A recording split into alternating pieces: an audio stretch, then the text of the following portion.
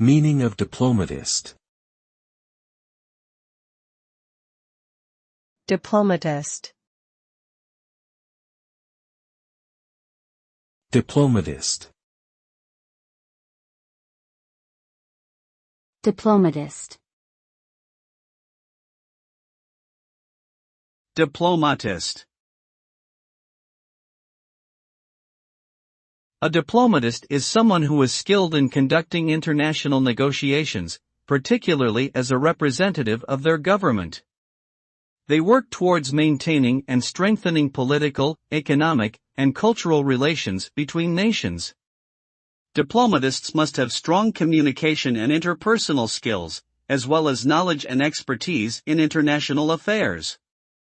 Their job requires them to travel frequently, attend conferences, and engage in diplomatic activities. They play a crucial role in promoting peace and resolving conflicts between nations.